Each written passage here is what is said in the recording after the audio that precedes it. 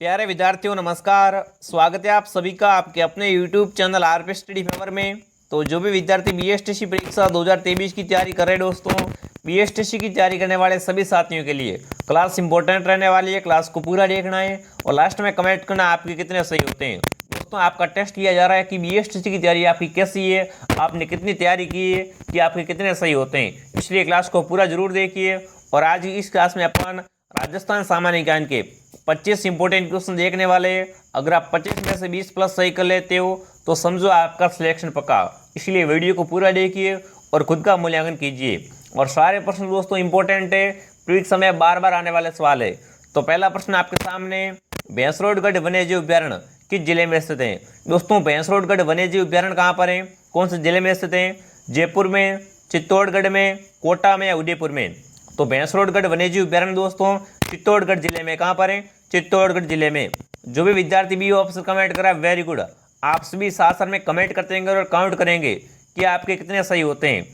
अगला प्रश्न आपके सामने, किस जिले में चावल का उत्पादन होता है।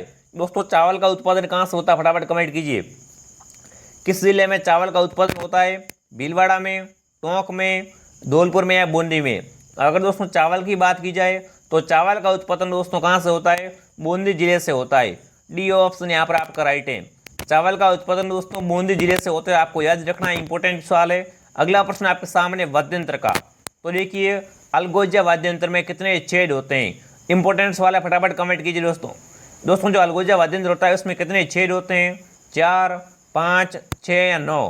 तो अलगोजा वाद्यंत्र में दोस्तों 6 छेद होते हैं। कितने होते हैं? 6 छेद होते हैं। सी ऑप्शन आपका हो जाएगा राइट। चलिए दोस्तों आगे बढ़ लेते हैं। अगला प्रश्न आपके सामने, स्वामी केशवानंद स्मारक संग्रहालय किस जिले में स्थित है? इंपॉर्टेंट सवाल है दोस्तों, स्वामी केशवानंद स्मारक संग्रहालय किस जिले में है? जयपुर में, बीकानेर में, हनुमानगढ़ में या जोधपुर में? फटाफट कमेंट कीजिए। स्वामी केशवानंद स्मारक संग्रहालय किस जिले में स्थित है? तो ये दोस्तों आपका कौन से जिले में? हनुमानगढ़ जिले में, ठीक है ना। ये दोस्तों आपका हनुमानगढ़ जिले में स्थित है। सी ऑप्शन आपका हो जाएगा राइट। जो भी विद्यार्थी सी कमेंट करा है वेरी गुड दोस्तों। चलिए अगला ऑप्शन आपके सामने, फुलवारी किनार अभ्यारण्य किस जिले में स्थित है? दोस्तों फुलवारी किनार अभ्यारण्य कहाँ पर है? जयपुर में, उदयपुर में, कोटा में या जोधपुर में? फुलवारी किनार अभ्यारण्य, तो ये दोस्तों आपका उदयपुर जिले में। बी ऑप्शन आपका हो जाएगा राइट। अभ्यारण्य आपको सारे याद कर लेने, इसी लेवल के दोस्तों प्रश्न परीक्षा में बार बार आते हैं, इसलिए इन प्रश्नों को आप पूरा का पूरा रट लेंगे और खुद का मूल्यांकन करेंगे। और इस क्लास की पीडीएफ प्राप्त करने के लिए दोस्तों हमारे Telegram channel RP study favour को आप ज्वाइन कर लीजिए। वहाँ पर इस क्लास की आपको पीडीएफ मिल जाएगी। और दोस्तों अभी तक आपने इस वीडियो को लाइक नहीं किया, लाइक कर देंगे, शेयर कर देंगे, सब्सक्राइब कर देंगे और कमेंट करेंगे कि राजस्थान में किन जिलों में सबसे ज़्यादा आरक्षित वन क्षेत्र है। दोस्तों इनमें से किन जिलों में सबसे ज़्यादा आरक्षित वन क्षेत्र है? कोटा बूंदी में, अलवर भरतपुर में, उदयपुर चित्तौड़गढ़ में, दोस्तों अजमेर नागौर में? तो अगर दोस्तों वन की बात की जाए तो सबसे ज़्यादा दोस्तों आरक्षित वन क्षेत्र कौन सा है? उदयपुर व चित्तौड़गढ़ में। सी ऑप्शन आपका यहाँ पर राइट है, ठीक है दोस्तों। इंपॉर्टेंट सवाल अगला प्रश्न आपके सामने, अजमेर की आना सागर झील में किस नदी का पानी आता है? इंपॉर्टेंट सवाल भाई फटाफट कमेंट करो। अजमेर के दोस्तों जो आना सागर झील है इसमें किस नदी का पानी आता है? चंबल नदी का, बनास का, लूणी का या बाड़ी नदी का? तो यहाँ पर जो भी विद्यार्थी डी ऑप्शन कमेंट कराए, बाड़ी कमेंट कराए दोस्तों। अजमेर की आना सागर झील में बाड़ी नदी का पानी आता है। डी ऑप्शन आपका राइट है। 8वां प्रश्न आपके सामने, राजस्थान में सबसे अधिक गर्मी किस महीने में होती है? ये तो सभी को आना चाहिए। राजस्थान में दोस्तों सबसे अधिक गर्मी किस महीने में होती है? जुलाई में, अगस्त में, जून में या मई में? तो सबसे दोस्तों गर्म महीना कौन सा होता है? जून का महीना। सी ऑप्शन आपका हो जाएगा राइट। जो भी विद्यार्थी सी ऑप्शन कमेंट करा है वेरी गुड दोस्तों। चलिए आगे बढ़ लेते हैं। अगला प्रश्न आपके सामने, राजस्थान की सर्वाधिक लंबी सीमा किस राज्य के साथ लगती है? बताओ भाई। जो दोस्तों राजस्थान की सर्वाधिक लंबी सीमा है वो किस राज्य के साथ मिलती है? तो देखिए पंजाब, गुजरात, उत्तर प्रदेश या मध्य प्रदेश? तो यहाँ पर दोस्तों सबसे लंबी सीमा की बात की जाए तो राजस्थान की सबसे लंबी सीमा मध्य प्रदेश से लगती है। डी ऑप्शन आपका यहाँ पर राइट है। चलिए आगे बढ़ लेते हैं। अगला प्रश्न आपके सामने, छप्पन की पहाड़ियाँ निम्न में से स्थित हैं। दोस्तों छप्पन की पहाड़ियाँ कहाँ पर? फटाफट कमेंट कीजिए। यहाँ पर छप्पन की पहाड़ियों का पूछा है, ठीक है ना। सिवाना बाड़मेर में, उदयपुर में, पोखरण में या दोस्तों बांसवाड़ा डूंगरपुर में? तो छप्पन की पहाड़ियाँ दोस्तों कहाँ पर है? सिवाना बाड़मेर में। पहला ही ऑप्शन आपका राइट है। जो भी विद्यार्थी एक कमेंट कराए वेरी गुड दोस्तों।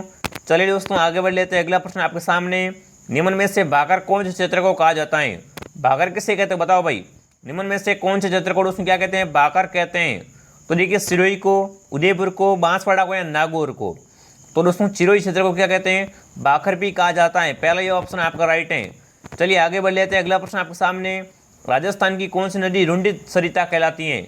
इंपॉर्टेंट सवाल है। राजस्थान की दोस्तों ऐसी कौन सी नदी है जिसे क्या कहते हैं? रुंडित सरिता कहा जाता है? बनास नदी, माही नदी, बाणगंगा नदी या फिर दोस्तों कांतली नदी। अगर दोस्तों रुंडी सरिता की बात की जाए तो वो आपको जी बाणगंगा नदी को, ठीक है ना, बाणगंगा नदी को दोस्तों रुंडी सरिता भी कहा जाता है। सी ऑप्शन आपका यहाँ पर राइट है दोस्तों। आगे बढ़ लेते हैं। अगला प्रश्न आपके सामने, राजस्थान में बूझ झील कहाँ पर स्थित है? दोस्तों बूझ झील कहाँ पर? फटाफट कमेंट कीजिए भाई। झीलों के सवाल आते रहते हैं तो फटाफट कमेंट कीजिए। राजस्थान में बूझ झील कहाँ पर है? दोस्तों क्लास वेरी इंपॉर्टेंट रहने वाली है, क्लास को पूरा देखना है और लास्ट में आपको कमेंट करना कि 20 में से आपके 25 में से आपके 20 राइट होते हैं नहीं होते, ठीक है दोस्तों। तो कमेंट कीजिए राजस्थान में बूझ झील कहाँ पर है? अजमेर में, डूंगरपुर में, जोधपुर में या जैसलमेर में? तो बूझ झील दोस्तों आपकी जैसलमेर जिले में। कहाँ पर है? जैसलमेर जिले में। डी ऑप्शन आपका हो जाएगा राइट। चलिए आगे बढ़ लेते हैं। अगला प्रश्न आपके सामने, राजस्थान में सर्वाधिक सिंचाई की जाती है? दोस्तों राजस्थान में सर्वाधिक सिंचाई किससे करते हैं? तालाबों के द्वारा, खड़ीनों के द्वारा, कुआं व नलकूपों के द्वारा या दोस्तों उपरोक्त में से कोई नहीं। तो राजस्थान में दोस्तों सबसे अधिक सिंचाई किससे करते हैं? कुआं व नलकूपों के द्वारा। सी ऑप्शन आपका राइट है। सिंपल सा क्वेश्चन है, आपको ये तो आना ही चाहिए और परीक्षा में दोस्तों बार बार ये सवाल रिपीट हो रहे हैं। अगला प्रश्न आपके सामने, तिल किस प्रकार की फसल है? तो दोस्तों तिल होता है वो किस प्रकार की फसल होती है? रबी की फसल है, खरीफ की है, जायद की, इनमें से कोई नहीं। तिल किस प्रकार की फसल होती है दोस्तों? तिल है जो दोस्तों खरीफ की फसल है, ठीक है ना, याद रखना तिल दोस्तों आपकी खरीफ की फसल है। बी ऑप्शन यहाँ पर आपका राइट है। अगला प्रश्न आपके सामने, दिल्ली के लाल किले के लिए लाल पत्थर कहाँ से आया? बताओ भाई, इंपॉर्टेंट सवाल है। दिल्ली का जो दोस्तों लाल किला है उसके लिए लाल पत्थर कहाँ से आया था? अलवर से, धौलपुर से, अजमेर से या नागौर से? तो यहाँ पर दोस्तों आपका धौलपुर ऑप्शन राइट है, ठीक है ना।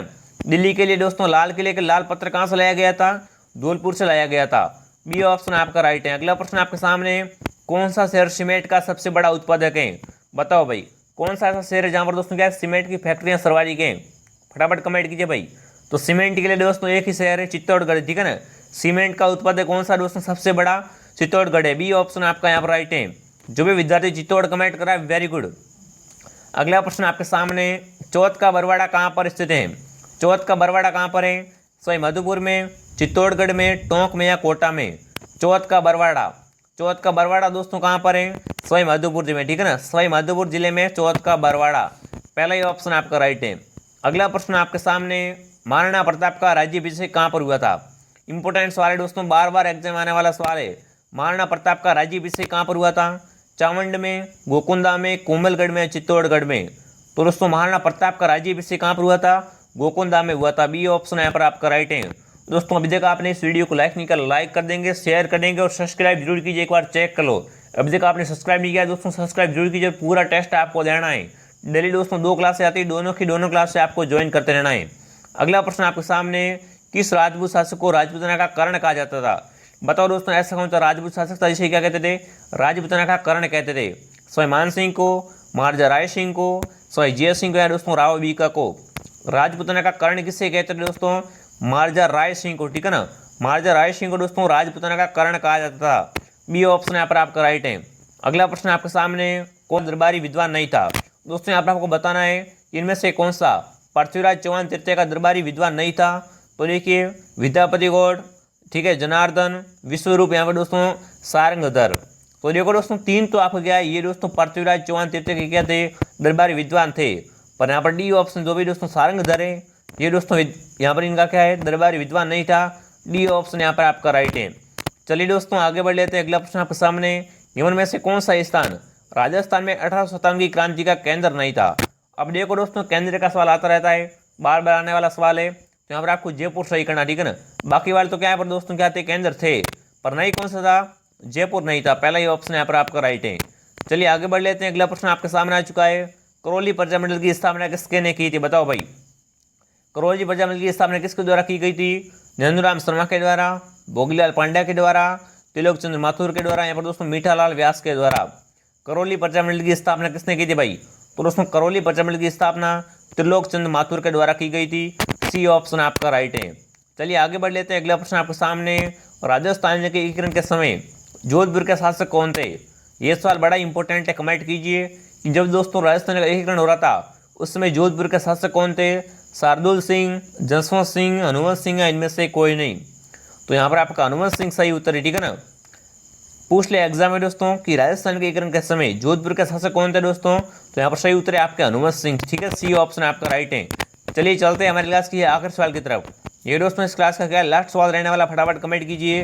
निम्न में से किस शासक ने मुगलों का सहयोग नहीं किया था? इनमें से आपको बताना है कि मुगलों की सहायता किसने नहीं की थी। मान सिंह, चंद्रसेन, राय सिंह या दोस्तों भगवंत दास। तो यहाँ पर जो भी दोस्तों चंद्रसेन कमेंट कर रहा है, चंद्रसेन ने दोस्तों क्या है, मुगलों का सहयोग है, इनकी सहायता नहीं की थी। बी ऑप्शन यहाँ पर आपका राइट है। अब दोस्तों आपको कमेंट करना है 25 में से कितने आपके राइट हुए। अगर आपके 20 प्लस राइट हो रहे तो दोस्तों आपकी तैयारी शानदार है। और दोस्तों क्लास से डेली लग रही है, 2 क्लास से आ रही 6 बजे, एक सुबह 6 बजे, एक शाम को 6 बजे। तो दोनों आपको क्लास से रहते लेना है। और दोस्तों अभी तक आपने इस वीडियो को लाइक कर दो, शेयर कर दो, सब्सक्राइब कर दो और टेलीग्राम चैनल में जुड़ना नहीं भूलना है, आरपी स्टडी फेवर के।